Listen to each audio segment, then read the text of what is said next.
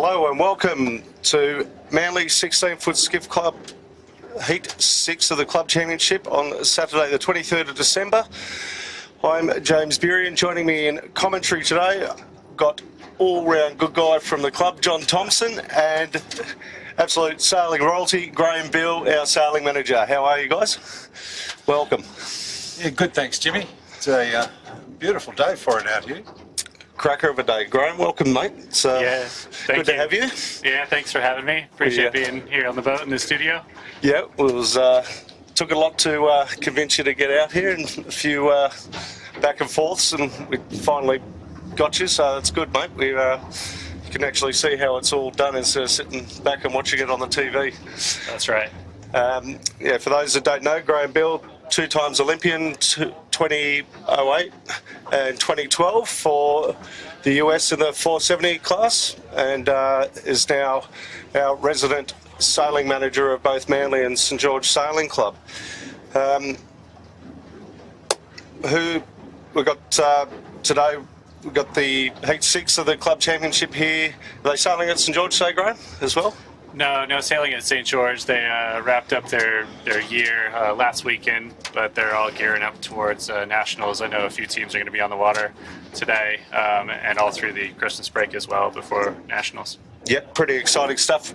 St George hosting the national titles for 16s and 13-foot skiffs with start on registration on the 5th all the way through to the 13th. Live streamed right here where you're watching it now. We believe that's where we're going to be hosting it. And we'll have some pretty special guest commentators through that period, so don't forget to tune in for those as well. We might even have a bit of a roaming camera around the park might put you onto that, Graham. You can go interview some people and annoy them in the park if you like. That's all right. I could definitely find some time to do that for you. Yeah, you have nothing else to do while you're trying to run a nationals, will you? Exactly, yeah. We should have pretty good numbers. I think we've got, as of this morning, 48 16s registered and 18 13s registered. So we're really looking forward to having all these boats. I think we've got at least one boat from Queensland coming down, and a few more boats than expected from some of the smaller clubs that we've got in the area. So it's great to see that everyone's coming to sail 16s. Pretty generous prize money on offer for the nationals for both classes.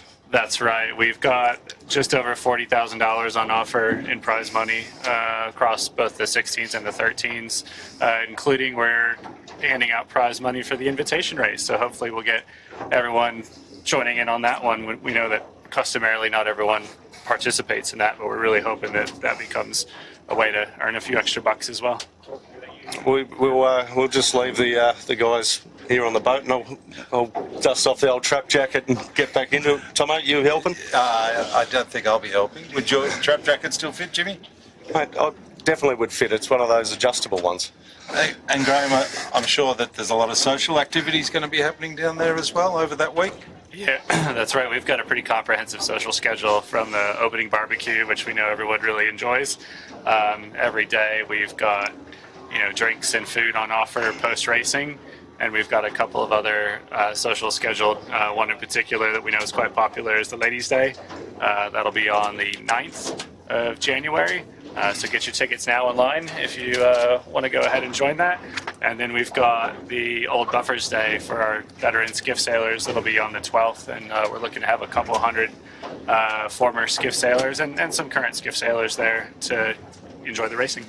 Yeah, and I know from Manly's point of view that the Old Buffers Day, the invitation was out to register, and I know Manly's putting on a bus. So if you're a Manly person and you're interested in coming down on that day, you do need to register to get on the bus down there and back on the 12th, I think it is, isn't it? Yes. Yeah, that's Friday, right. the 12th of January. That's right, the 12th. I think it's the day before the final day of racing. That'll be good for a few sore heads, I'm sure, after that.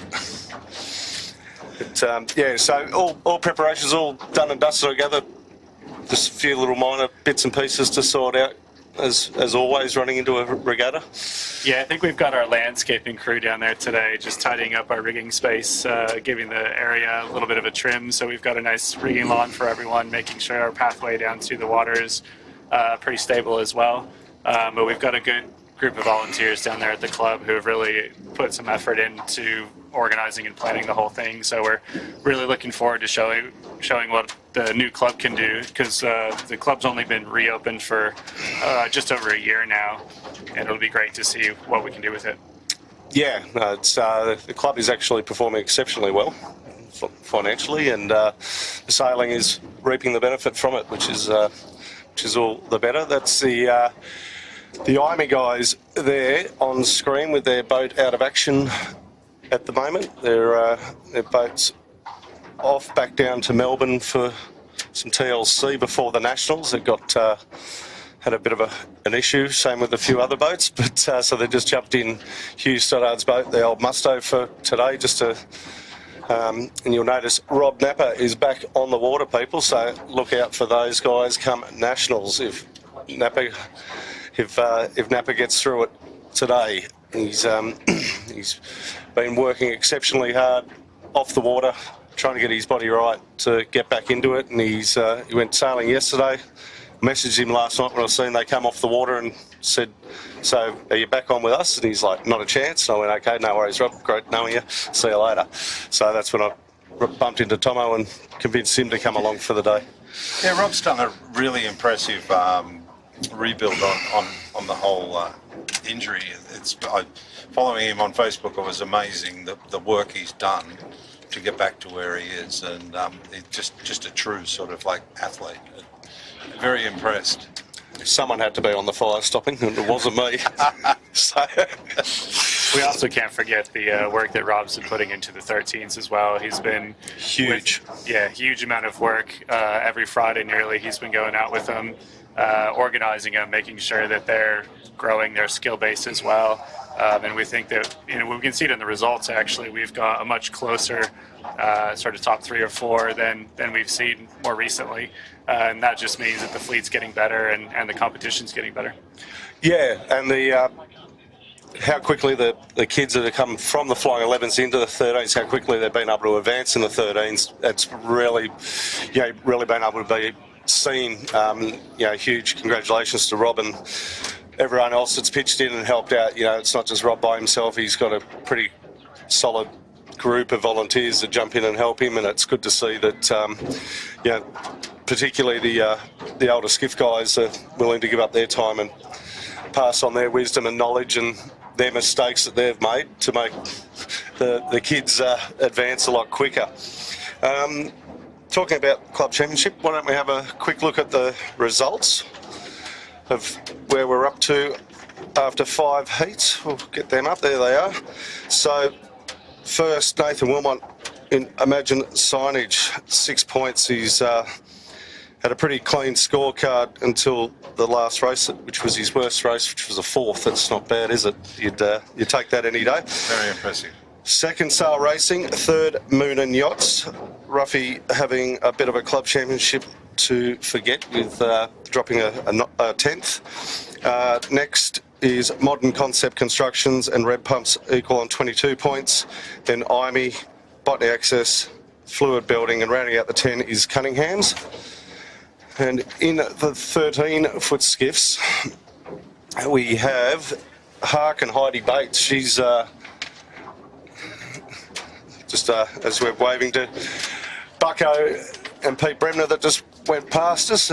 Bucko, as you guys that follow Sail Media know, he commentates with us for the 18-footers. He's mad enough to get in a boat with Pete Bremner there in the background to start doing the two-handed world. You might be able to pass on some wisdom to him, Graham. Back to the 13. So you got Hark and Heidi Bates absolutely blowing him away. She's doing a great job in first. Second is Ebex, Gemma Hopkins. Third, Fluid Building. Fourth, cybertechgroup.com. Then Bartley Constructions, Modern Concept Constructions, Botany Scaffolds, Sail Media, QED, and rounding out 10 is Cheeky. But they've all got a hell of a lot to play for in the 13s. The points are probably closer in the 13s than they are in the 16s. And the 2 young females leading the way in the 13s, which is good to see. Hopefully they stick around and want to step up into the world of 16s, is where we want to see them. And alluding to the two-handed comment, Graham, you're doing Hobart with your father-in-law on board Tumbleweed for the Sydney to Hobart. That's right. Yeah, we're pretty excited. It's been a sort of a 2-year process to get to where we are today, and to be doing the Sydney to Hobart two-handed, we know is going to be a pretty big challenge. We're up for it, and if we get the right conditions, we know that our boat can do very well. So we're still waiting to see what those sort of final forecasts look like. They've been all over the place. Yeah, the forecasts, Dylan, our resident drone pilot, he's on Law Connect, and I've been trying to pick his brain to see what their routing's looking like. Obviously, Sail Media's down there covering the finish of the Hobart, and we just want to know, do we get a sleep in or where we're at? Dylan's saying the same thing as what you just said, Graham. The forecasts are all over the place. No one can pin anything down just yet, which is quite unusual. Normally it's pretty much so set in stone this far out for the Hobart forecast, so be an interesting one to watch. And there's the fluid on screen with total guest crew of Banjo Nicholson, Scott Beebe and Joel Beechel, and a few pretty hot little guns in that boat. And then you chuck Scott, who's just a good all-round bloke from up Belmont, chuck him in the boat. So the new sails and new signage there. Wendy was messaging me before. He's out at the moment with a bit of a dodgy back, trying to get himself right to do Hobart. He's on Scallywag, so with who else is on there? Matt Stenter from the Manly Skiff Club is also on there. So we've got a few members on Scallywag from St. George as well. Who have you got on there? Like Ryan Ewings. Ryan is, yes, Yeah. correct. That's right. Ryan's first Hobart as bowman, and Uncle Dave Witt will look after Gilly's young bloke. That's for sure. I think today on the 16s, you're going to see a few crew changes, aren't you, Jimmy? It's the word on the beach was there were a few people sort of missing or not around. Yeah, there's plenty of people changed, so apologies if we get names wrong on boats and you're sitting at home watching and you're not actually on the boat, because we haven't had an update on crews other than, as I said, Phil Harmer was chatting to me before and gave me the insight on fluid, which was a lucky one. We know Mal Page, the bowman off Imagine Signage, isn't here today. He's off sharpening up his pointing tail and fluffing up his tutu at a ballet event.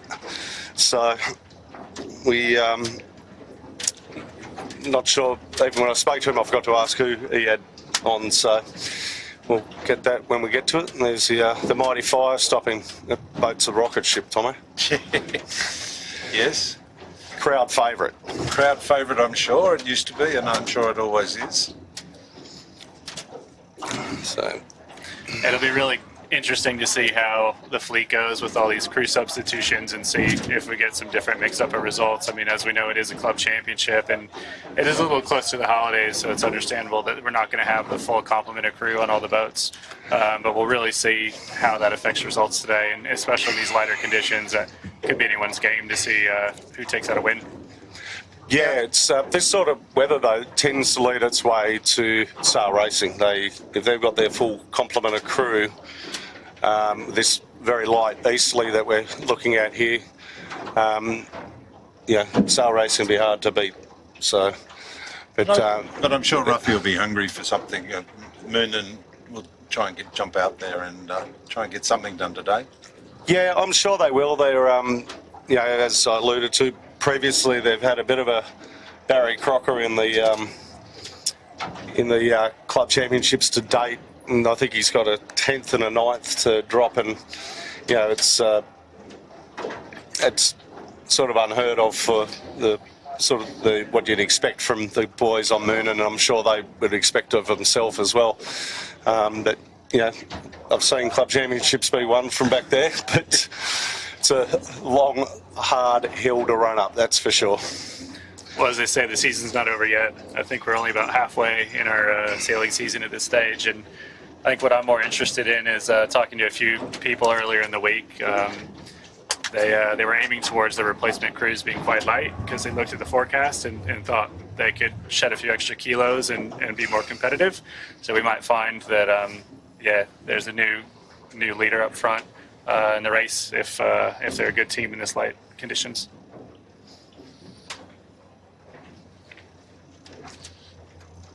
That's not Georgia Clancy on the back of that, I know that much.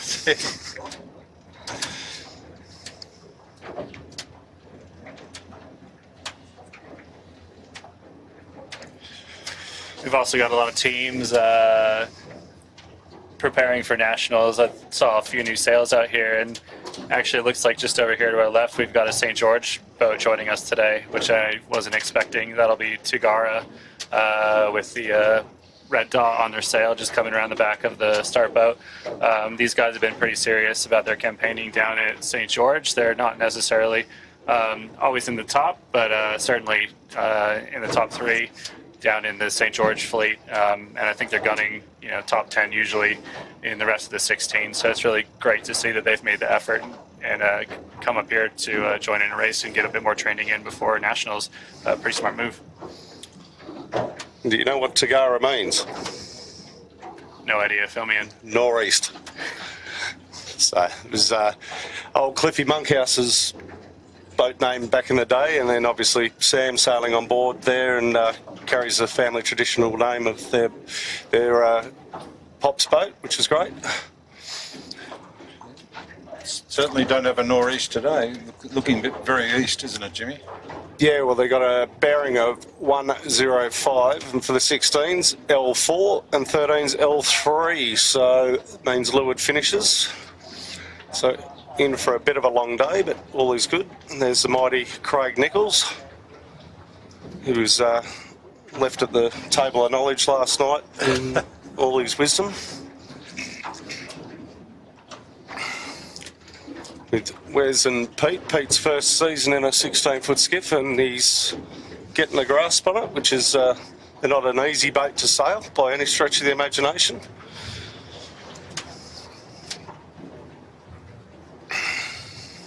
But yeah, the going back to the Tom and Sam, and I think it's Sam as well, isn't it? 2 Sams and a Tom on the Tagara. They've been up here at Manly training a fair bit for the nationals. I think it's especially for the St. George guys, it's always nice to win your home nationals, and they haven't held a nationals in, I can't even remember how long, so it's good for them. And there's a shebang that we've seen coming out of the shed just as we docked off. They're obviously in doing some deep thinking inside the club and staying out of the sun, knowing Jubes. And here we come to the 5-minute gun, just about to gun.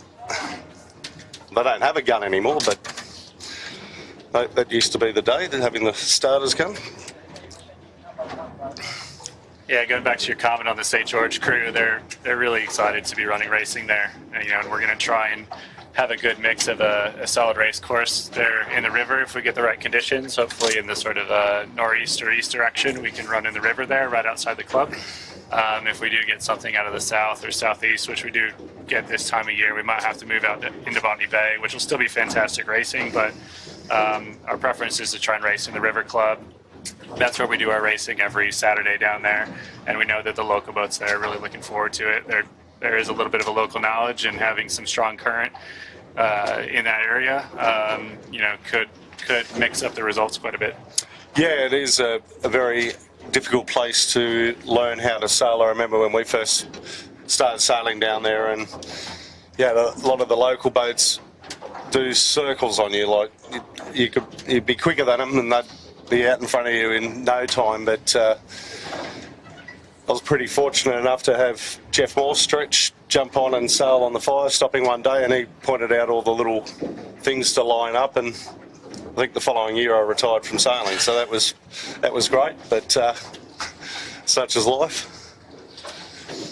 But it is. It'd be great from our point of view if they were sailing in the river rather than out on the bay, because it sort of limits what we can cover because of obviously little busy airport just across the way there.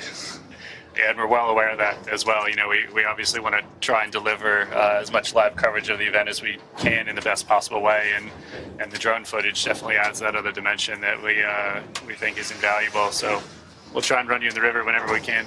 Perfect. We like the sound of that. So for the viewers just joining us now, this is Heat 6. We're in start sequence there with 2 minutes 50 to go. Heat 6 of the Manly 16Ft Skiff Club Championship on the 23rd of December 2023. So who's your red hot tip today? Ooh. Might be hard to call a boat out now for the wind, but I've just stood up to have a look at the start line and look up wind to see which way I might be going. You guys probably might be a little bit more the local experts, but I'm seeing a little bit more breeze on the upper left-hand side of the course, just under North Head. That'd be my pick right now. So starting near the pin, heading up towards North Head and picking up the breeze along that shore. That's generally the right way to go, Graham. So you've obviously been paying attention on previous ones. Well, I was on Sail Racing, but I can't see him out here. Is it? No Sail Racing, no cut. So there goes my tip. Thanks, Felix. Who would you go then? I think I'm going to have to go with my old drinking buddy Brett on Imagine signage. Does Brett like drinking? Just a little bit, yeah. He messaged me before to make sure that I was coming down today. So there you go. Yeah, well, they'll be hard to go past. Like they've probably got the cleanest scorecard on, as you alluded to earlier. Tomo, the Moon and Yachts, is going to be super hungry. Like he's left a pretty embarrassing scorecard out there to start the club championships. So he's got a lot to play for. And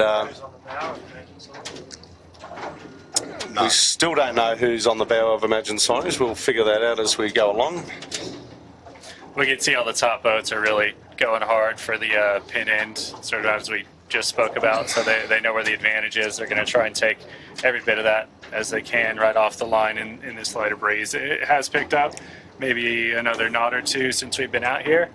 So it'll be really comfortable sailing and all about boat speed off the line.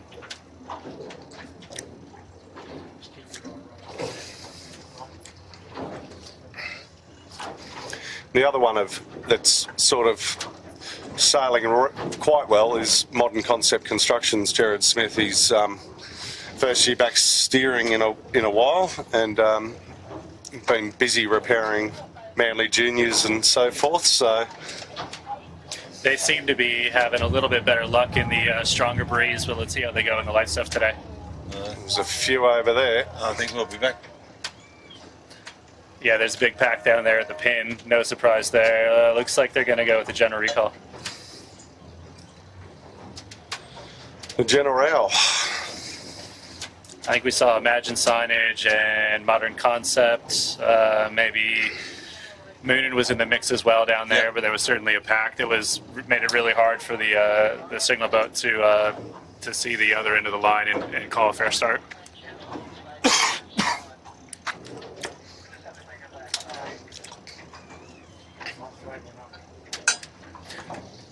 Sounds like they might do a small adjustment on the pin end, maybe bring it back a little bit just to square up the line, make it a little less favored at that pin end. Hopefully a small tweak here and we'll get back underway.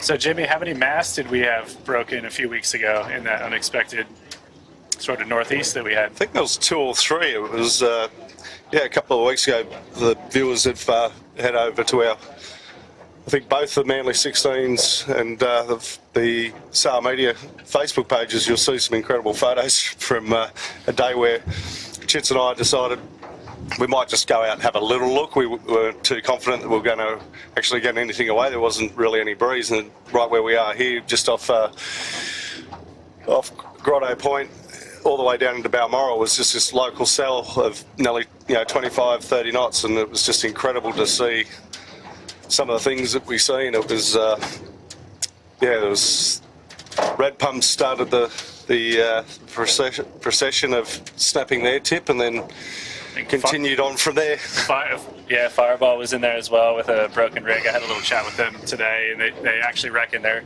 their new rigs a hair faster than their older ones, so I think they're actually happy with with the breakage. Well, I think the rig they got was actually the rig off Red Pumps. So Greg gifted them, I believe, gifted him one of his rigs, so which was generous of him. So Greg must have tuned it up well for him then.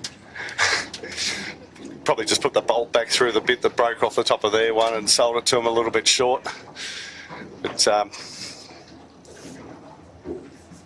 there's one of the guys that I tried to get on, Paul, on screen. He was down for the Sutek Christmas party the other day. He was talking shorthand and telling me how quick he is. But I don't think there will be his breeze. There's Brian Wilmot giving us a wave. And Nick Connor steering the ship. So we had our general recall flag just dropped, so we'll go into sequence here in just under a minute. So let's see if that little adjustment on the pin in makes a big difference to this start. You still liking the left, Graham? For the moment, yeah, it looks like the breeze may have actually moved a little bit more to the middle of the course, and it does look like out towards the ocean there's a little more strength behind it. So we'll see what happens in the next sort of 10 minutes to see if we get a little more breeze. We've got I don't know which skiff it is. We've got a white spinnaker skiff coming downwind. They're sort of barely two-stringing right now, so we haven't quite got the filled-in pressure, but we'll see what happens in the next 10 minutes. Maybe we find towards the top of the first upwind that they get a little bit more pressure as they go around the top mark. See, it was on the match.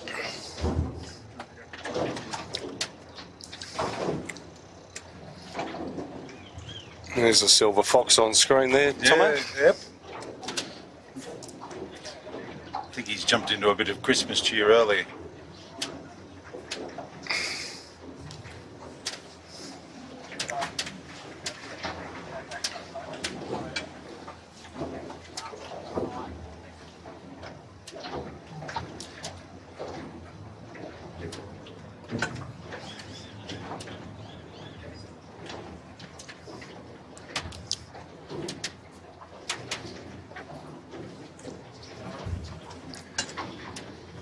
Back with the Tagara boys there. I've just noticed on Red Pumps Red, we've got Zoe Dransfield with Cam McDonald, and I'm not sure who else on there, but Zoe's definitely been showing how it's done every time she's jumped onto someone's boat. So that may be one to put a circle around for a favourite. Zoe's also just recently joined us and helped started coaching our MJs and flying 11s as well. So it's great to see, you know, someone in the skiffs passing down their knowledge to our future skiffies.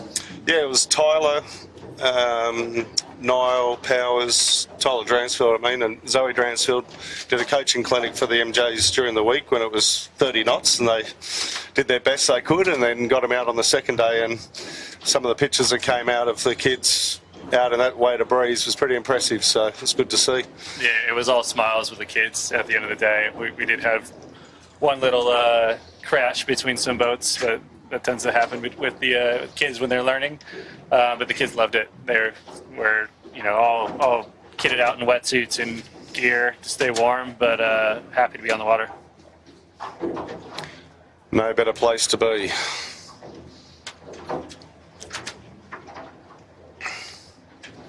There's the Red Pumps at the bottom of the screen, all wearing Santa hats, ready for the party back at the club this afternoon. Yeah, as we get close to the start here, I'm not sure if they've adjusted the start line enough. It's still looking like it's pretty pin biased to me at this time. Little bit of increase in pressure as well, so hopefully everyone will be able to stay back and we'll get a clean start off.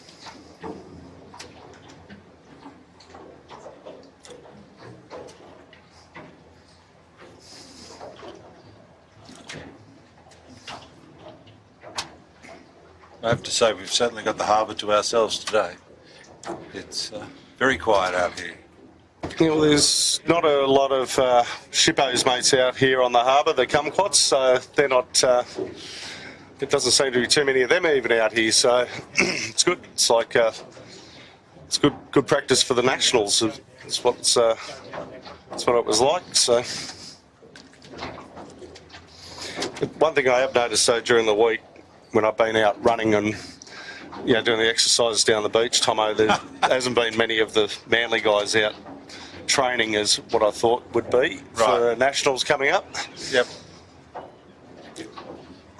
I think there's a few that get out on Wednesday and Thursday pretty regularly. There is a core group that get out, mainly headed by Red Pumps. There's Red Pumps, Modern Concept. Who else has been getting out? Outback Marine got out a few times. As I said, Tagara comes up.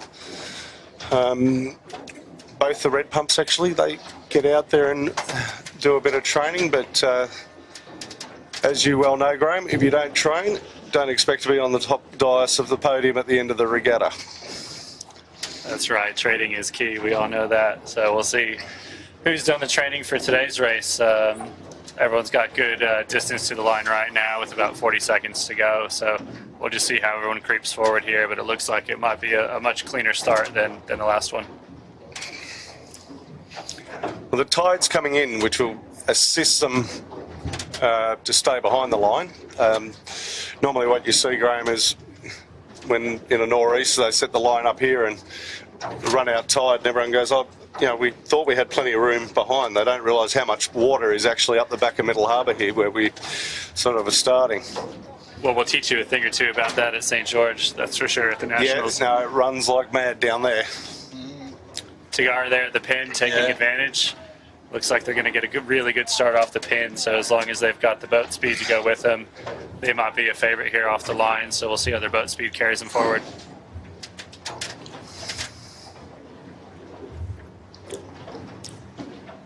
Looks like a really clean start here for everyone. I'd still say Tagara at the pin end is looking good, and it looks like we've got Imagine signage just above them with pretty good lane as well, so we'll have to wait a couple of minutes here to see how those lanes shake out as we get our first early tackers with bad starts coming through the back of the fleet here.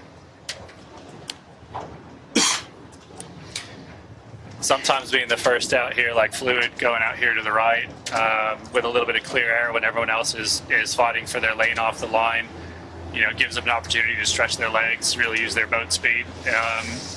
We know that Phil and the boys on Fluid have been working hard to get a good pit sail package going. So it'll be interesting to see their exit off the line and how they progress up the course. So we'll keep an eye on them a little later in the first upwind here. And that boat will be one to watch during the Nationals with Davey O'Connor steering it. Fang Warren, recently crowned state champion in the 16Ft Skiffs with John Woody Whitting and Lewis Brake, and then Phil Harmer. Yeah, assuming Phil's back gets better. Well, I know Phil's no good at driving this camera boat, so don't bother ringing me to fill in for you, Phil. So as we wander over here to the left, it looks like Tagara's got some good boat speed that's carrying him away from the fleet. I don't know who's underneath them, but whoever's underneath them, they're hanging in there as well. Looks like Imagine signage is sailing high, as we know Nathan usually likes to do off the line. So Nathan will be right there in as well, but it looks like we got Tagara and Imagine signage are sort of battling for 1-2 off the line here. Yeah, this is actually Phil Cook with no signage on the Altus. I noticed them come back before. It's not a bad position to be in. They might have a hard time exiting from this corner if they can't find a lane, or if the fleet really wants to push over to the left, but they've got an okay spot right now, but then might need to look for an early exit just to make sure they've got clear air coming back. With this breeze direction normally, Graham, it's quite, you can get almost to the ley line. You're not too worried if you're sort of jammed out. Like the fleet has spread out quite a bit already. Yeah, now we're over on this left-hand side, I'm starting to like it a lot more. But Tagara definitely got a set of wheels on it. Yeah, Tagara's going well. They might not need to start to think about squeezing up a little bit so that they don't lose too much separation from the fleet that's been sailing high inside them. So far, their wheels have taken them forward, which is nice. They've just got to keep an eye over their shoulder.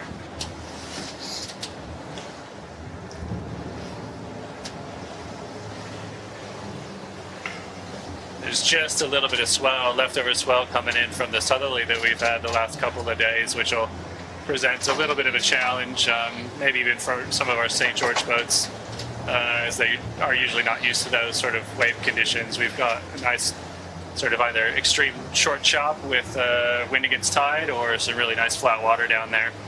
So it's good to see Tagara with some good boat speed here in the sort of different conditions than what they're used to. And plenty of jet ski wash down there. There'll be plenty of that. One of the very few places around Sydney that jet skis are still allowed is down the river. Yeah, there's plenty of action from the jet skis down there. We know that the water police and maritime do their best to make sure that everyone's safe, and we've had a little chat with them ahead of the nationals just to make sure that we don't have any interference. Yeah, it's quite hotted up ones down there, obviously, and they come through under the bridge quite close to the club and quite dangerous most of the time. Well, I'd say Tagara is extending their lead here, or extending out, definitely on the boats around them. One way at the top of screen is Fluid, be the only. I was just going to say Tagara's probably, up for attack here as we've sort of ventured into this left-hand corner here. The breeze has gotten a little puffy, which tells me it's probably time to exit, because you'll get puffs and lulls and maybe not have a good angle out. So we'll see how they go against red pumps here. Actually, both red pumps look like they could be in it as well.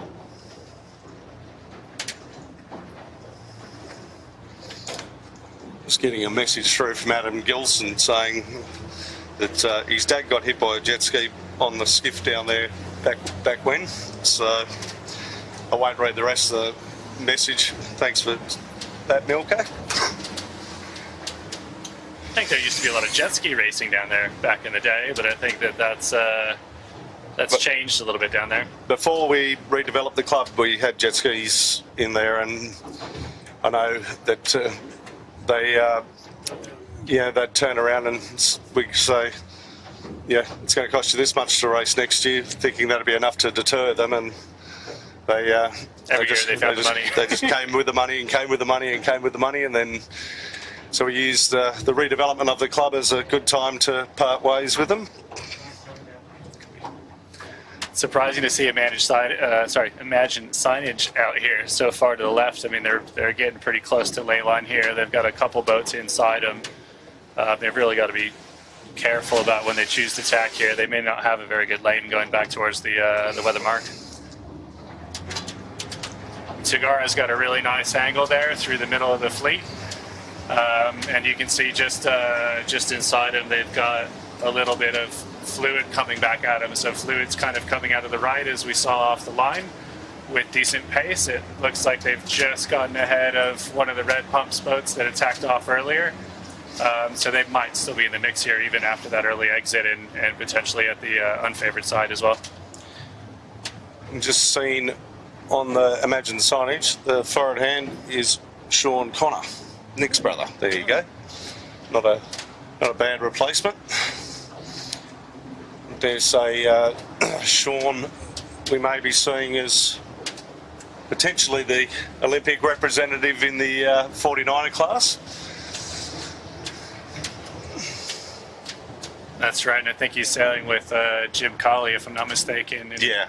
I can't remember. Jim may have actually skippered Imagine signage for the States, I believe, as a sort of a guest skipper. Yeah, well, I think Mal uses his sway from obviously his contacts in the Australian sailing team to pick and choose who he likes out of the AST, which is not a bad thing if you've got it. Pretty convenient. Yeah.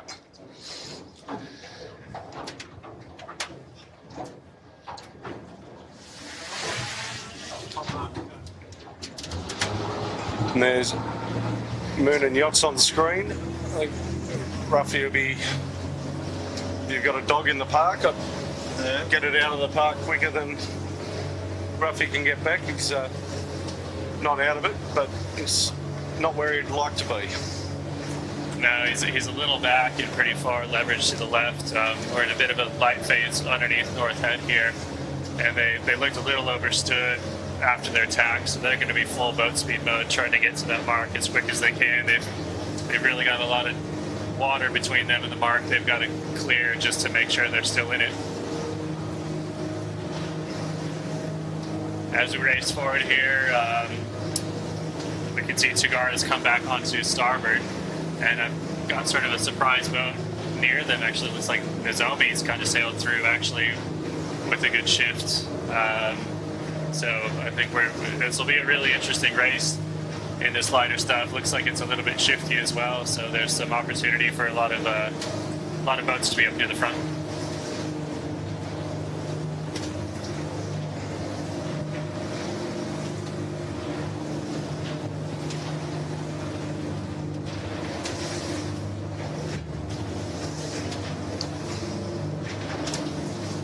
There's who we believe is leading at this very point in time, being Tagara, but obviously they won't feature in the points for today, but be a nice way to go into a nationals, that's for sure, knowing that you've come here to Manly 16Ft Skiff Club and they carry on with this win. And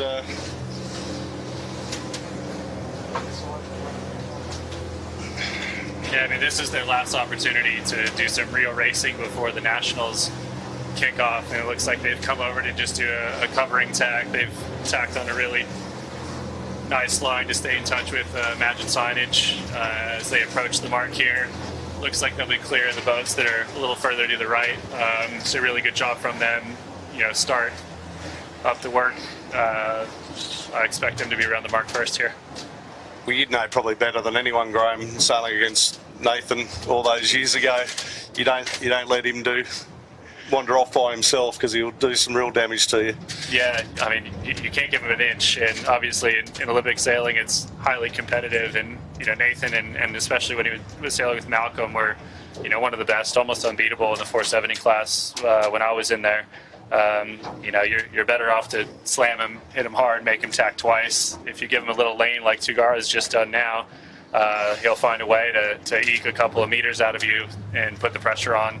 Hopefully try to slip by you when you make a mistake. I think we're going to have a different leader here, the red pumps. Red pumps. Yeah, surprising little lefty with some pressure, and they're squeaking in with the Team Santa. Team Santa, look at them Team go. Santa.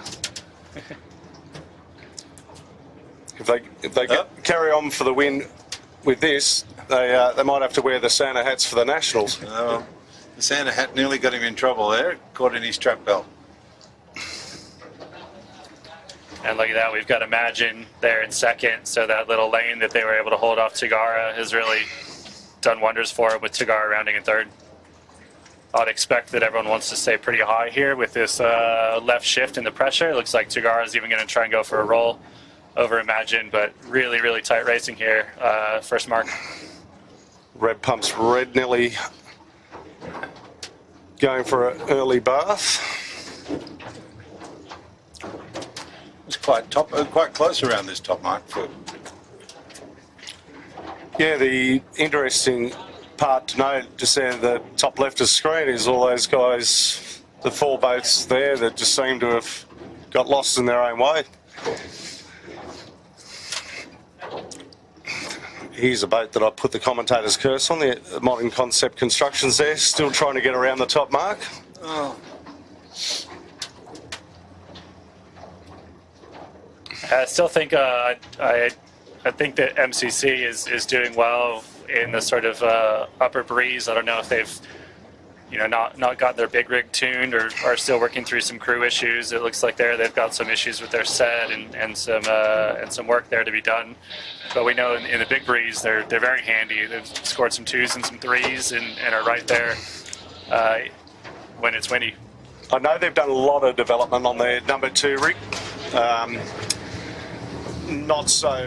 Don't know so much about their number 1 rig, where they're at with that, but I know they'll be pretty disappointed with the amount of boats in front of them currently, and they'll be working exceptionally hard. And there's a new rig there on the Fireball.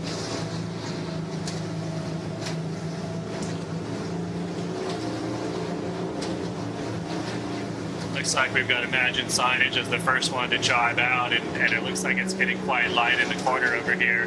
Red pumps red. It's a little down pressure, and Imagine signage is carrying some good stuff out, as is Mooney. They've got a good line there. If they're a little clear of Nozomi, it looks like.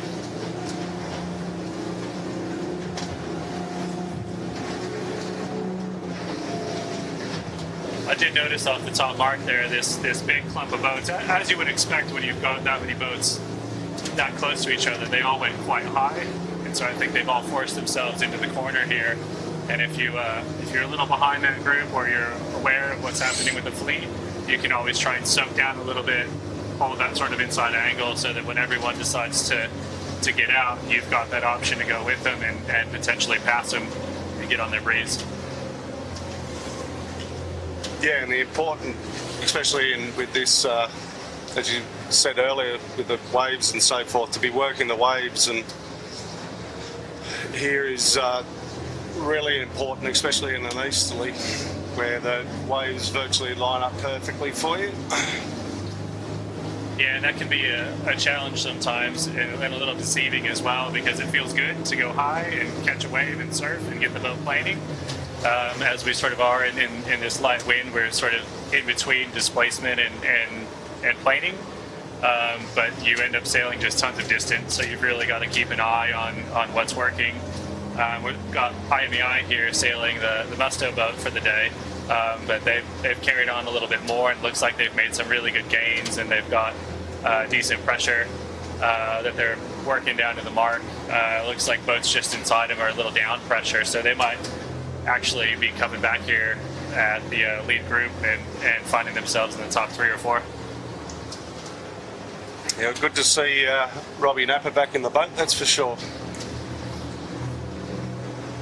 Just hope he can make it all the way through the Nationals is my hope for Robbie. He's definitely one of the staunch forward hands around. We're just coming through the 13s here, and it's quite interesting because it looks like the 13 fleet has actually favored the right-hand side a little bit more. There's very few 13s out on the left, so it'll be interesting to see. But just on a quick glance, looks like Ebix is up there, and Harkin's not far behind. Yeah, well, will be probably a battle out of those two for the clubbies. I'd say they're. Those two are definitely a step above. Yeah, Harkin in particular is really great to see. Heidi being one of the really good Opti sailors, and has sort of graduated out of the Optis as the top women's sailor in sort of New South Wales and straight into the 13, and been highly competitive from day one. We know that she's got a really good crew, but it's just great to see how competitive you can be even straight out of the Opti class.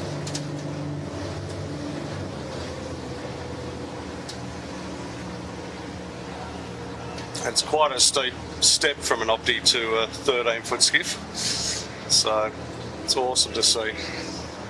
Not that uncommon though. I mean, we see, around the world, we see Opti sailors jump into 29ers as well. So we know that it's something that definitely happens. It is a big step, but that's why we've also got the Flying 11s and the MJs to help fill that gap. And we know that that's really important to our program here to help with that transition. Was it 2 years ago or 3 years ago an Opti kid got World Sailor of the Year or something, didn't he? I think you're right. It may have been a Spanish sailor, I want to say, but I think you're right. Yeah, I think he won every single Opti regatta that year that he sailed in, including the Worlds.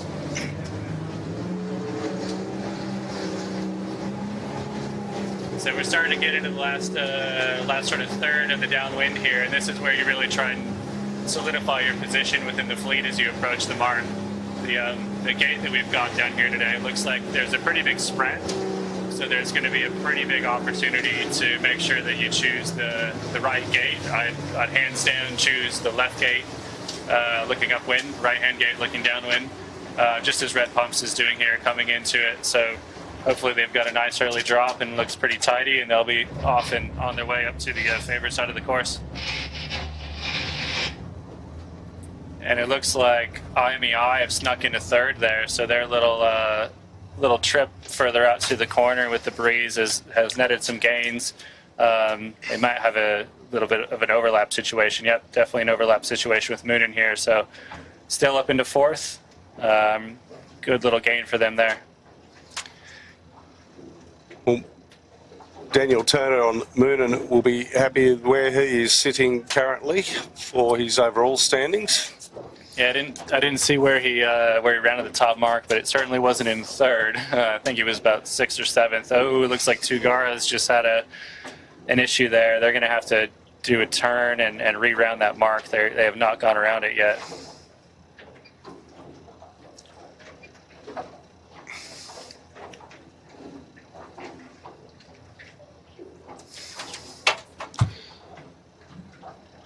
Got quite a lot of late drops here going around the leeward mark, so a bit of a boat handling focus. Maybe some of these boats need to make sure they're on top of as Tugara sort of just gets them back underway going around the mark. It's an in thing in 16-foot skiffs, Graham, to see how late you can call the drop to just make the forward hand happy as always. Yeah, I don't think we offer extra prize money for that, though. No, don't mention it. They'll bring it up as a category. I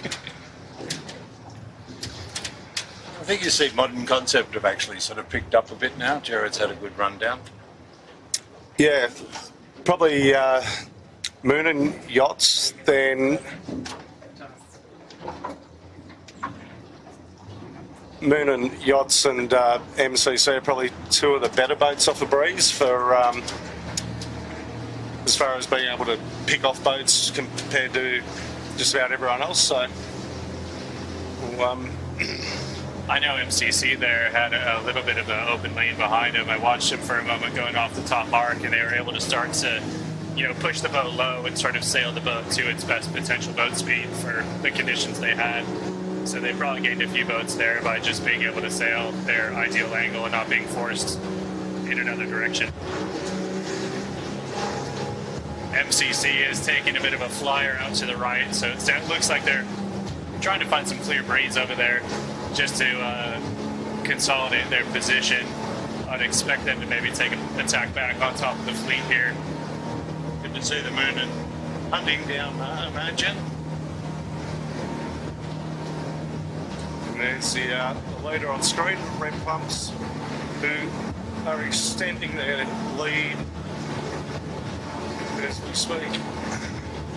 We're just going to wander on over and give the 13-foot skiffs a bit of a look at while the 16s make their way up. Yeah, I think that first beat really sort of set the stage, and you can see everyone's really just coming up here for the top left. We've got MCC still way out on the corner, but other than that, it's a bit of a parade out to the left at this point.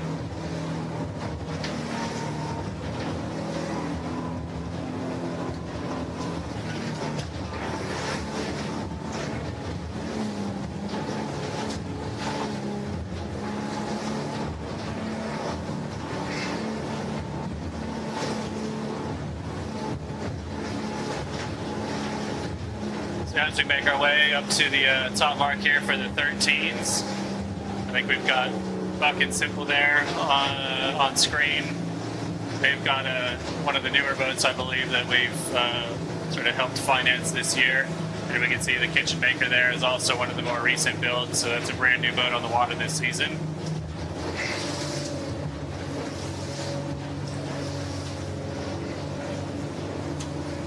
Just a quick glance, looks like Harkins sort of found their way up to the front, so it looks like they've picked a few ships past Evix and forced Evix off to the right outside ley line, so good position for them to make some good distance and try and pull away on the downwind.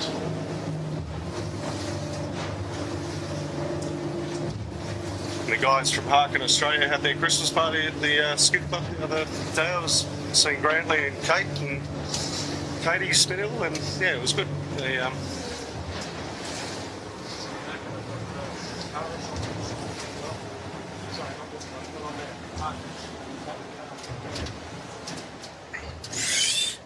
Yeah, well, Harkin are the suppliers of the Regatta system, which they use in the 18-foot skiffs, which is a pretty good starting system. Yeah, I've had some pretty good discussions with that team. We know that those units are in use around the fleet for various reasons. It's a good, solid piece of equipment, and we're evaluating whether we want to try and bring that to this fleet here. We've obviously got to consider a lot in terms of race management and the extra burden that it might place on those teams and the potential benefit that it brings to the competitors and the starting team as well, just to make sure that there's a really fair starting line. Second place, the Hopkins, Gemma and James. They're our two-time defending state champions, having just wrapped that up a few weeks ago, and they won the nationals last year. So they're going to be the favorite leading into the nationals. You might choose Harkin if you get some lighter conditions like this. They seem to have maybe a slight edge on Ebix in this lighter stuff.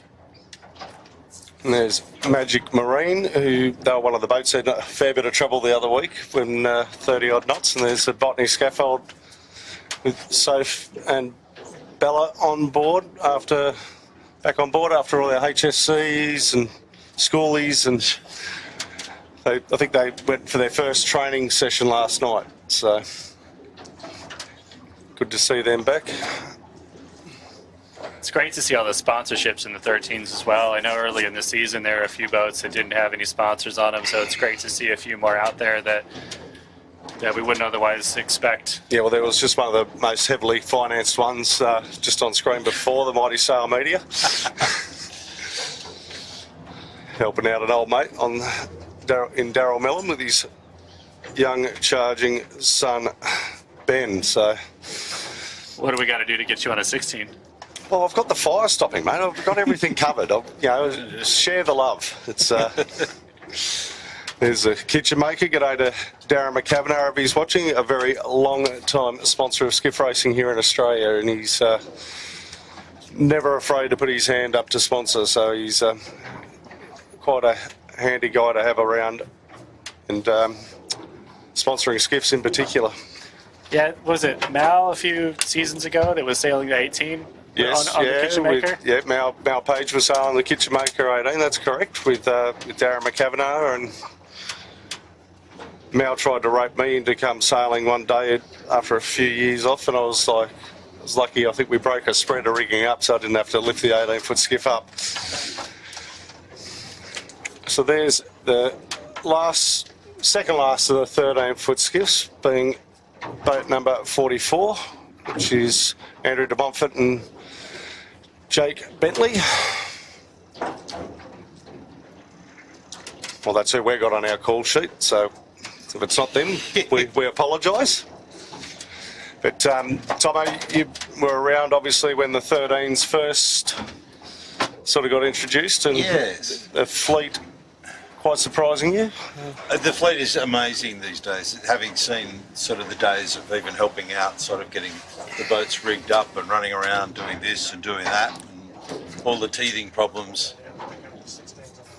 It's amazing. It's fantastic to see so many 13s.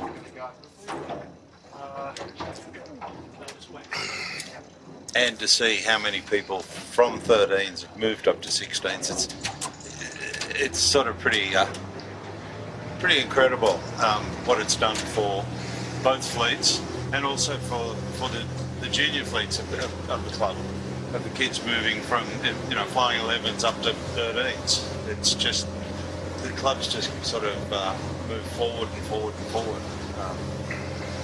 Yeah, we've had a massive uptake, especially this season, in growth in the 13s. I think we added about 7 or 8 new boats to the fleet just in this year alone.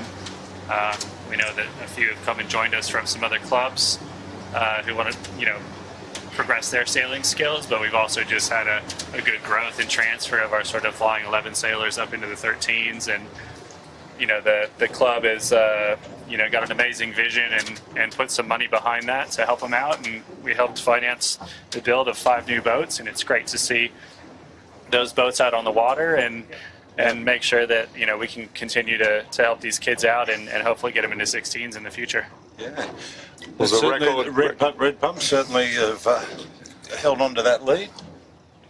Probably extended their lead, you'd think. Yeah. But they, a record spend this season on sailing for the Manly Skiff Club group, which includes obviously St George, and on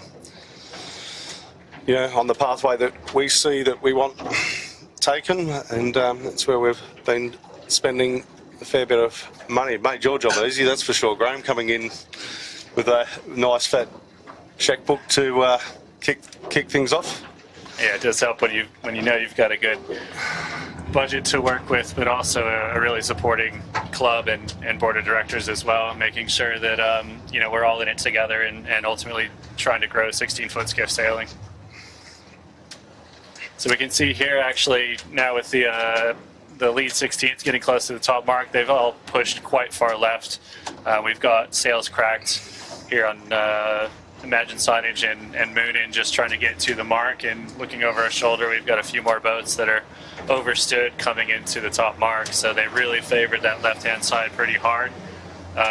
It'll be interesting to see where MCC comes out with their gain. Just having a look back, it actually looks like they've fallen backwards again, so maybe they can try to pull something out of the bag on the downwind. The Red Pumps around the top mark in first place again. We'll see if Moonin gets the inside here on Imagine, or whether Imagine tries to shut the door. I would suspect that Moonin's just going to sneak inside him there, so they'll be happy with their boat speed. And just obviously see how close they are there, Graham, and you watch what the delta is down the bottom. Yeah, that was a close one there, but good call on Moonin to try and go for the cross. I mean, that'll certainly 9 times out of 10 in those situations, if you're able to get that cross, it'll save you from protest or big problem elsewhere down the race. A bit of a wine glass on the set there. I think Nathan sort of looked back at Ruffy and gave him the "what the hell were you doing" sort of look. So yeah, I've had a few of those from Nathan over the years myself. Although it is quite interesting, it looks like, with that little hourglass situation that Imagine got into on their set, it's allowed Moonin to get a little bit down and inside. So Moonin's got a bit of that controlling position on starboard and to leeward, and will be able to dictate when Imagine wants to jibe. So, a little bit of a gain to Moonin for that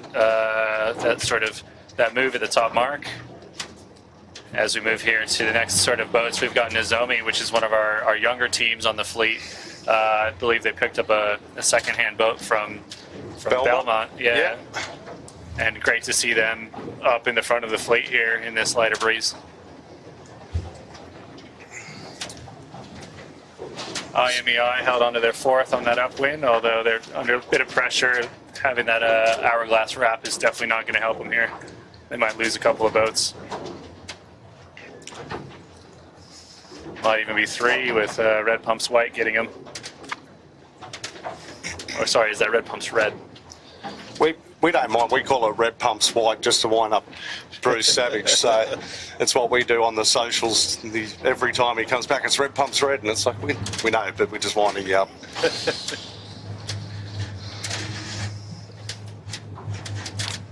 So the fleet is spreading out here. So.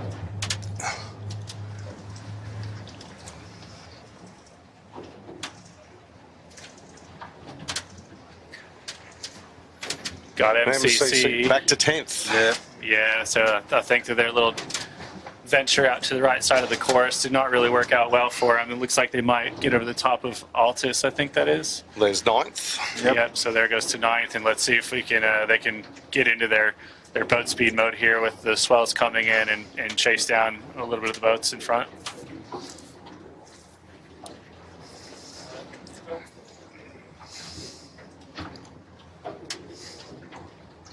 Fireball had a nice set. Let's see if they can get out in front of Shebang here without running into their breeze, but don't think there's enough apparent to make that work today. Yeah, now they're at risk of getting rolled by a few other boats. Tough move. Sort of hurts because when you're down there, it's a snowball effect, isn't it? Like, it doesn't matter how hard you try and point the boat up and go for it, it most certainly just lends itself to everyone having a go. Here comes good old Ed, the typhoon. Makes the most of his sailing time, mate.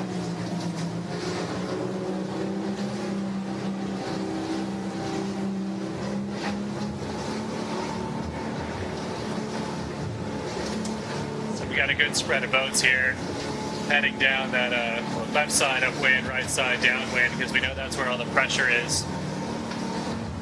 You know, those who have gaps around them and can try and make some good boat speed.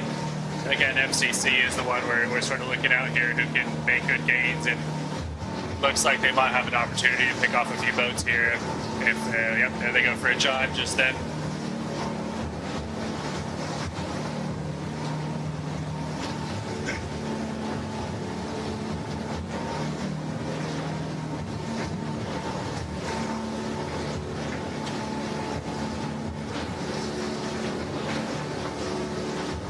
It's like we're catching up here to, we got Moonin and Red Pumps. Pretty good separation, but certainly a boat speed race at this point to get down to the leeward mark. Red Pumps might actually be on ley line here to their right-hand gate mark. And Moonin's probably just trying to soak down to them. You can see the crew crouching in there quite a lot, just trying to make sure the boat is sailing flat and powered as best they can.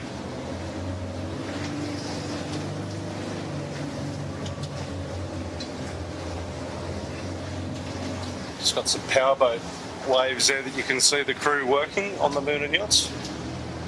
Yeah, and I think that's a really valuable lesson. I know, you know, in dinghies, and they're not always skiffs, but you've got to really try and use every single wave, puff of wind, you know, to your advantage, and that's what really makes the difference at the top end of the fleet.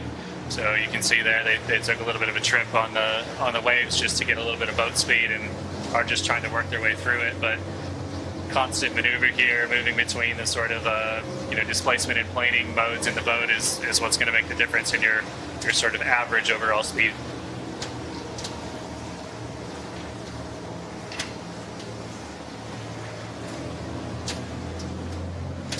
Bit of an interesting technique there on Moonin, as we sort of just saw.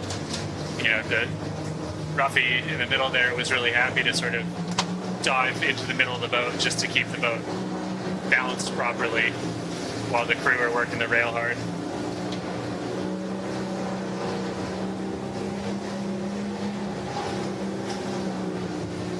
Then the 13s as well, just coming down their park and obviously extending their lead.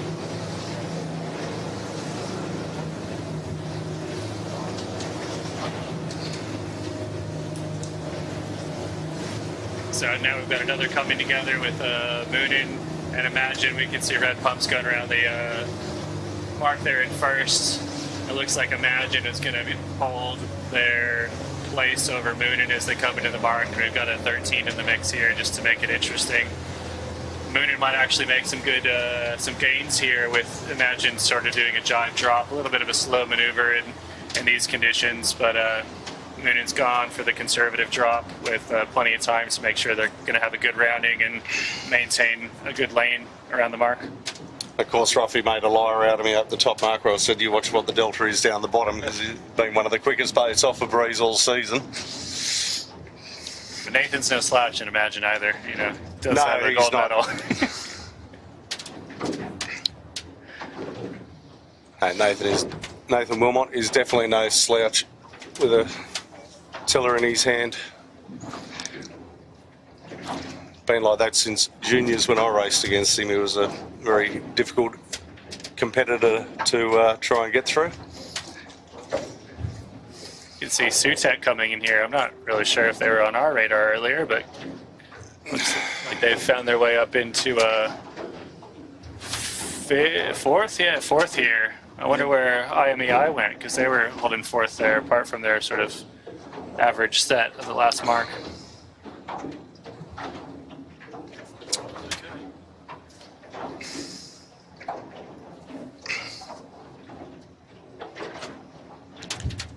There's Amy continuing on the good fight with Red Pumps Red just in behind them. You know, the interesting one there with Red Pumps Red coming around is I believe they've got a sort of a chute or a bag. I don't know what you guys call it. Spinnaker chute. Yeah, Spinnaker chute bag, a retrieval system. So, you know, it seems like 90% of the fleet tend to favor the more traditional sense. But you've got a few boats in the fleet who like to do the sort of 49er, 29er style with the umbilical cord and pull it into the boat. And, you know, they actually had a pretty clean drop there. It looked pretty tidy. I know in bigger breeds it can be a bit of a problem, but in this lighter stuff it looked okay. Well, it definitely helped your mate Brett Davis along with Greg Sarant and Steve Newell win a nationals up in Brisbane way back when. They it was like Armageddon up in the corner, and you couldn't get in to pull the chute in, but they were one of the only boats with a spinnaker retrieval system, and I think it was obviously key, with a bit of extra weight on the rail. Exactly. Might have helped as well, but I think you've got Red Pumps, you've got MCC and Red Pumps Red, I think, are the three boats in this fleet with spinnaker retrievals. Oh, and Fireball. They're on screen, obviously.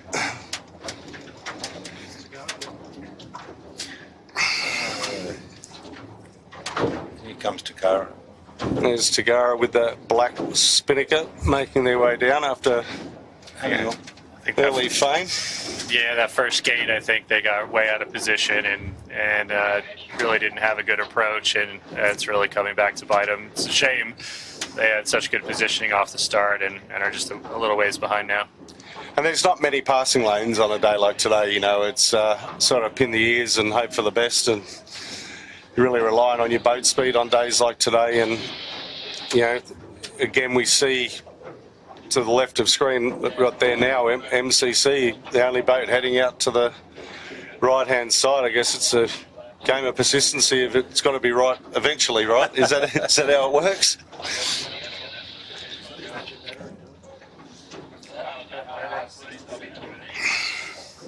I mean, we can see that there's a couple of boats tacking out here after rounding the leeward mark, and if you're not in a good lane, you've got to tack out and try and go find something else to keep yourself in the race. If it was really this favored to the left, we'd be seeing them tack back a little bit sooner, but I think MCC's gotten just probably enough leverage to not lose too much if the shift goes left, and not gone so far right that they're out of touch. And as we can see, Shebang's kind of come inside him.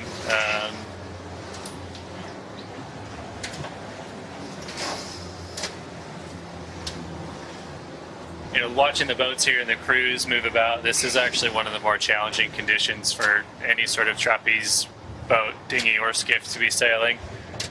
There's a lot of crew work. You can zoom in on any one of these boats here and you can see just how active the crews are. Really gives your legs a workout.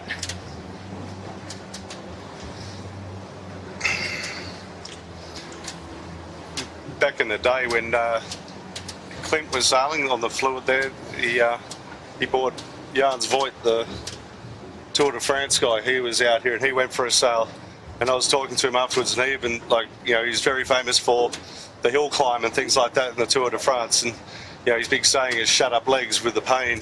And he even said, like, after bending and stretching on one of these, he goes, that is real pain. He goes, that hurt more than anything. So, you know, these conditions certainly tested, you know, for a trapeze, you know, crew, these conditions certainly test your sort of strength in your legs. You've got to hold some quite uncomfortable positions at times. You know, you can often see, and it's a shame that Al isn't out here today because I'd be asking to try and get a view on him, but you can see a lot of crew, they tend to favor the sort of upper body up and the lure and the legs sort of kinks when they need to bend in. And I would say at the Olympic level, when you get into it, you tend to keep your shoulders and your back down all the time just so you get good pressure in your harness and through the rig. Yep. And then you use your legs to just bend in and out. So rather than bringing your torso up, which is so much of your weight, you can keep the pressure in the rig a little bit more steady and find that the boat just sails a little cleaner. Interesting to see the fleet's actually moving further into North Head now. The leaders are really taking it right up into the...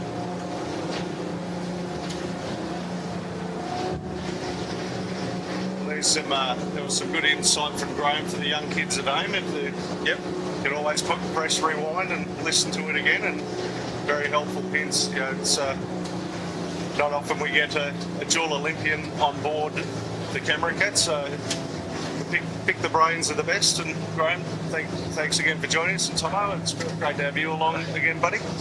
Had you working, slaving away for Sail Media for a while on second camera boats and things like that for us, so it's nice to actually get you into commentary. Yes, it's been funny. It's great to sit out here after, what was it, about 12, 14, 13 years of driving a rescue boat with a handy cam, and where everything has evolved. And we've just seen Moon and Yachts Cross Imagine signage there, so positional change. Yeah, it looks like Moonin really was able to get into him through a few tacks. We're just seeing Moonin tack here on the hip of Imagine.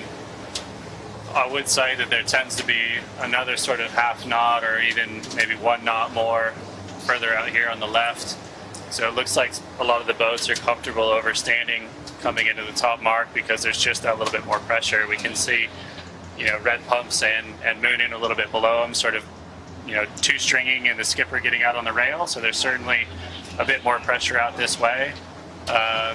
Imagine just inside him is a little bit more bent in, but you know, a little less overstood. So it'll be interesting to see whether the call for more breeze out here on the corner, you know, is better than playing within your ley lines. I've just seen Harkin, the 13, go around the top mark, so it's kite, so it's actually got a fairly commanding lead at the moment over Evex. Yeah, they have really extended, haven't they, Tomo? Yeah. There's the first 3 in the 16s there on screen. There's a great shot here of all 3 teams. You know, this is a pure boat speed point in the race. Everyone's locked in. You're going on port tack here for a while, and you've just got to focus on boat speed. You know, if you've got another extra gear in your boat speed, you can make some good gains here and get close. So it'll be interesting to see Moonin. You can see that the forward hand there is throwing his shoulders around a little bit. You know, he's really trying to help pull the boat along. Personally, I'm not a big fan of that in skips myself. I like to just swing hard and steady and make sure that you keep the power in the rig. But I know in other boats, like smaller skips like 13s and 29ers, and as you get into dinghies, you can get some advantage there if the classes allow it. There's a lot of different techniques out there. Like, you know, I sailed most of my 16 career with Robbie Napper, and probably one of the most physical jumping around blokes I've ever sailed with. Always chasing every little ounce out of the boat.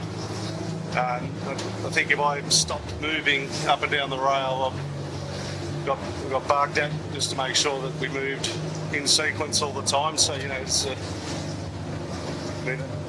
you have a look at the difference between Rob, and then you have a look at the difference with Mal, and then have a look at the difference with Matt Stenter. There's 3 different styles, distinctive styles there that will definitely show you. There's Ebix rounding second, which I reckon are probably about a minute and a half arrears of Harkin, at least, Tomo. I would think so, yeah. Harkin really sort of jumped away on that last work up here, and Ebix have got a little bit of work to do if they want to hunt them down. You know, Jimmy, you're absolutely right when it comes down to the different styles of the crews, and we always used to have a bit of a laugh in the Olympics and stuff, because you get, as crews, you get so used to looking at the other crews because you can't see the sail numbers very well from far away, but you can see other crews on the wire and you can identify them from their technique. Yeah, the other side of the fleet, and know that, all right, that's, you know, Nathan Mal, they're going to be right in there, or, you know, Spanish team or whoever. Yeah, I remember I helped out at a 470 regatta here at Manly 16-foot skiff club, and it was the Israeli female forward hand had a complete left field technique, and I was just like, I was mesmerised by the way that what she was doing, and how she didn't snap herself in half like it was. Yeah, I mean the 470s and at the Olympics there's a few more options available in terms of being able to get the performance out of your boat. We can bounce around on the rig, we can flick the leech as we call it, and generate a little bit more. Well, they got that pumping rule too, right? Yeah, we call it the Oscar flag. We basically turn off Rule 42, and you can just go at it. It's basically, I think they've revised it now, it was 10 for the, I think it was for the Beijing Olympics, they dropped it all the way to 8 knots. And so at 8 knots, you're jumping around, flicking your rig, and trying to get some extra. This is interesting. Moonen have jumped in, and I think Close the gap. yeah, Sutek are also. Oh, that's 13 Sutek. Yeah, we've got a pass there. So Moonen's gotten ahead of Imagine Signage. I think that they had a little bit more pressure out here on the left side. As we're sort of pointing north here, I'm just having a look at rain radar and can see there's a little bit of some rain activity in the area. So we'll have to keep an eye and see what that might do to the breeze. We know that we've been getting some thunderstorms lately, and I mean, I think we're getting towards the end of the race here, but there might be a late addition. Yeah, well, fingers crossed. Well, they were talking about a late thunderstorm, so fingers crossed all the riders are off the water by that point in time, with this close to the Nationals.